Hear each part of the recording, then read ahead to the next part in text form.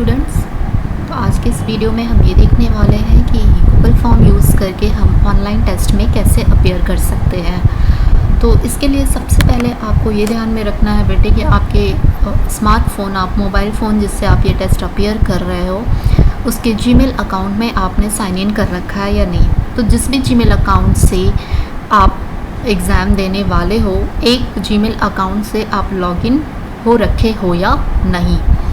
इसके बाद आपके टीचर ने आपको ग्रुप में जो भी लिंक शेयर किया होगा उसे आप क्लिक कीजिएगा। उसे क्लिक करने के बाद आपके सामने कुछ इस तरीके का फॉर्म ओपन हो जाएगा। ठीक है, इस तरह का फॉर्म ओपन होने के बाद पहले आपसे पूछा जाएगा कि you have to enter an email address.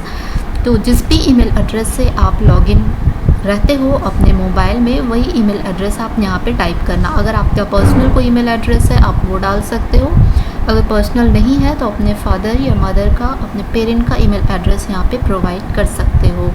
तो यहाँ पे जो भी आपका ईमेल एड्रेस है आप वो एक ईमेल एड्रेस प्रोवाइड कर दोगे। ध्यान में आपको ये रखने वाली बात है कि ये एग्ज़ाम आप एक ही बार अपीयर कर सकते हो।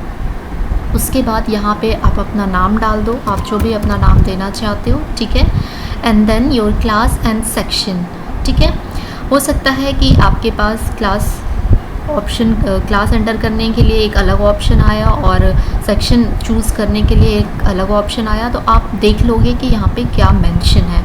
तो यहाँ पे क्लास और सेक्शन एक ही साथ मेंशन है, तो हम यहाँ पे एक ही साथ डाल देते हैं, suppose 6B। And roll number, आपका जो भी रोल नंबर है आप डाल दोगे यहाँ पे। ठीक है, और उसके बाद आप नेक्स्ट क्लिक करके नेक्स्ट सेक्शन को मूव करोगे। यहाँ पे देखिए अभी तक हमने सारा अटैम्प्ट नहीं किया। जब हम सारा अटैम्प्ट कर लेंगे, ये जो हमारा प्रोग्रेस बार है that will be completely field. अभी ये हाफ फिल्ड है और हाफ एरिया हमारा अनफिल्ड है, तो we will go for next button click करते ही हमारे पास यहाँ पे क्वेश्चंस आ जाएंगे। आप देखो यहाँ पे मल्टीपल चॉइस क्वेश्चन है। ठीक है, तो आप अपने आंसर्स इसमें से सेलेक्ट कर लोगे, जो भी आपको आंसर सही लगेगा आप उसको सेलेक्ट कर लोगे।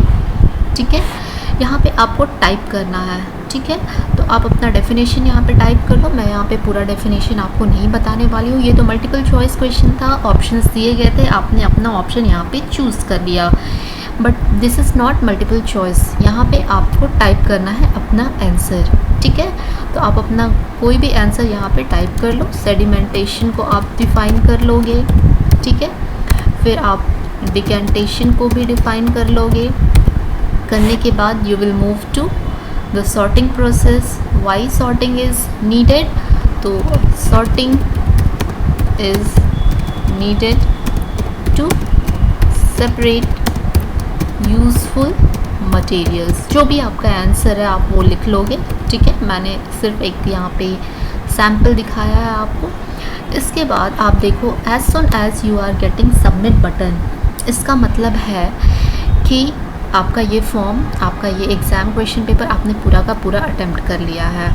अगर कोई और सेक्शन आपके इस क्वेश्चन पेपर में होंगे तब आपके सामने नेक्स्ट का ऑप्शन आता जाएगा।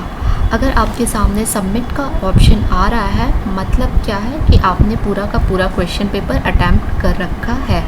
अब यहाँ पे आपके पास देखो बैक का भी बटन है, तो मैं ये भी बता दूँ कि अगर बैक बटन आप जाओगे तो क्या ऑप्शन आपके पास आएंगे। सपोज़ मैंने यहाँ पे बैक बटन क्लिक कर दिया।